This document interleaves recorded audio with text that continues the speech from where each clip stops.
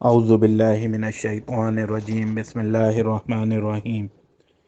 حضرت سیدنا انس بن مالک رضی اللہ تعالی عنہ فرماتے ہیں، صاحب طبقات نے روایت لکھی ہے، نبی کریم صلی اللہ علیہ وآلہ وسلم نے ایک جنگ کے موقع پر فرمایا کہ آج ہر بندہ کچھ نہ کچھ لائے اور جنگ میں پیش کرے۔ بہت زیادہ ضرورت ہے مجاہدین کے خرچ کے لیے، ہر بندہ چندہ دے۔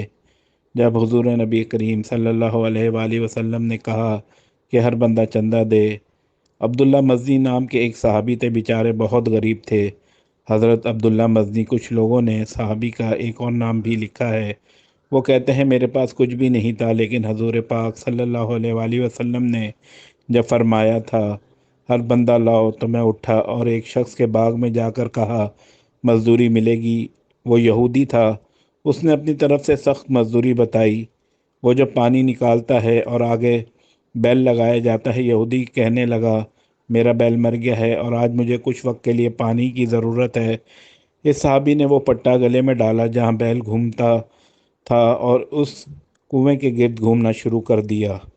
فرماتے ہیں میں وہاں گھومتا رہا، آخر انسان تھا، نازک وجود تھا، تھوڑا جسم پھٹ گیا اور چند کلو کھجوریں مجھے مزدوری میں ملی، اور میں نے انہیں پلو سے باندھا اور سارے راستے روتا بھی تھا اور سوچتا بھی تھا کہ جہاں عثمان غنی رضی اللہ تعالیٰ عنہ جیسے لوگوں نے ڈھیر دیے ہوں گے، عبد الرحمن ابن عوف جیسے لوگوں نے ڈھیر دیے ہوں گے، وہاں میرا یہ چند کلو کھجوروں کا نذرانہ کیا کرے گا۔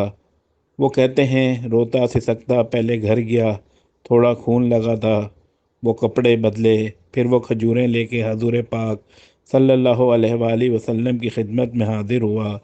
میں پہلے بھی جایا کرتا تھا، لیکن آج رنگ میں نے ذرا نرالا دیکھا۔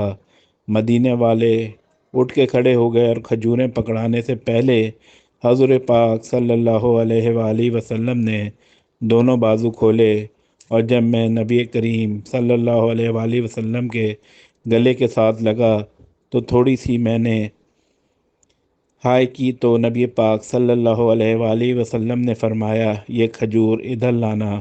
وہ کھجوریں چند کلو تھیں اور مسجد نبوی میں مال کا ڈھیر لگا ہوا تھا۔ حضور نبی کریم صلی اللہ علیہ وآلہ وسلم نے وہ کھجوریں اٹھائیں اور سارے مال پر بکھیر دیں اور فرمانے لگے غم نہ کرنا، جتنا سارا ڈھیر دینے والوں کو اجر ملے گا، میرا رب اتنا تم اکیلے کو عطا فرمائے گا۔